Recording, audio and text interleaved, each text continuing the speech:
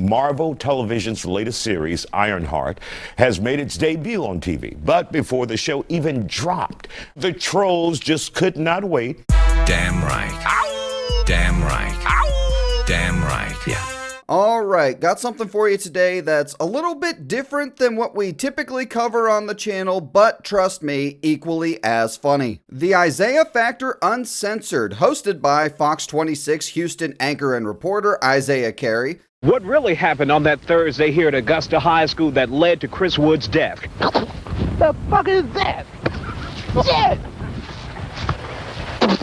I'm dying in this fucking country-ass fucked up town. Yes, that guy is a show that tackles hot-button issues with an edgy voice and a no-holds-barred attitude. And they have had it with racist-ass fans trolling and submitting negative reviews for D.E. Ironheart. But before the show even dropped, racists hit the reviews on Rotten Tomatoes, dragging the show down with hateful reviews against its star Dominique Thorne. And as usual with the pro-Disney, pro-MCU crowd, no proof of any racist or toxic reviews directed at Dominique Thorne. No receipts, no screenshots, nothing. You just have to trust us because we are the media. This is nothing new for black actors introduced into mainstream fandom. John Boyega and Moses Ingram also face racism for their roles in the Star Wars universe. Show this to your editor. Tell him to check his source next time. But there are people, individuals who start full-fledged campaigns, not bots. Individuals who go on Reddit and say, here's what we're going to do to this movie that involves black people who are in lead roles. And there are campaigns that do the exact opposite. It is actually happening with D.E. Ironheart. Fans of the show are going in and just giving the show a 10 out of 10 to counteract the quote-unquote negative review bombing. Which is why I look at these numbers and just assume that it's all fake news. It's all fake news. Fake news.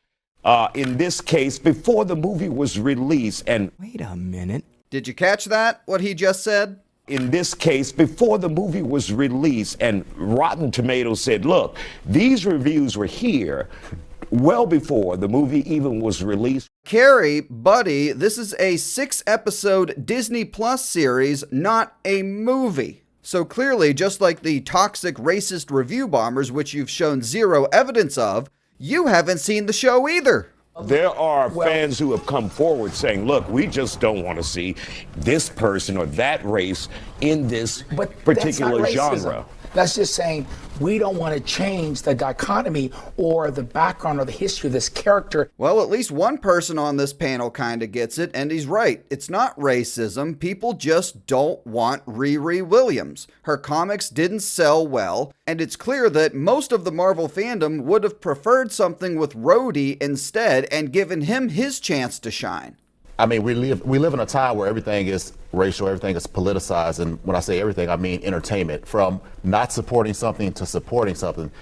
Now, if you go to the iTunes hip hop charts, a lot of times they'll have a right-wing pro-MAGA rap song that's terrible, and it's at the top of the charts. So you're suggesting what? That MAGA people go out and systematically vote down anything with a female or black lead in it?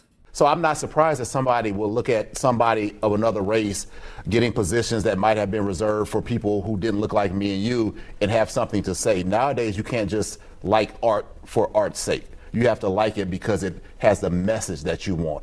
Everything is, if it has black people or brown people, it's woke. Anytime a black person gets something of prominence, you're going to have backlash. That's just the history of this country. What? Okay, so if that's true, then where was the review bombing for Black Panther and Black Panther Wakanda Forever? Why does racist review bombing, quote unquote, not occur in all projects with black leads? And why, this is probably the most important question, why are Marvel fans who dislike D.E. Ironheart being compared to Jim Crow and the KKK? Forget black, forget white, stop colorizing people. We've got to move away from that. I tell you all the time, black people can get away from race and not think about it, but we're still hit with. You said, what am I talking about, brother? After Reconstruction, black people got political power. Why do you think Jim Crow came about? Why do you think the KKK came about? Wow. What are you talking about? All right, Read a gotta history stop book, there. my dude. We'll be back The with more Democrats- Factor. Sorry to KKK, We should hide by the way. him. FYI. Cut to commercial and immediately ends the segment. Boy, that escalated quickly. I mean, that really got out of hand fast. Thanks for watching. Make sure to check out some of the other DE Ironheart content already live on the channel. And if you enjoyed the video, please like and subscribe.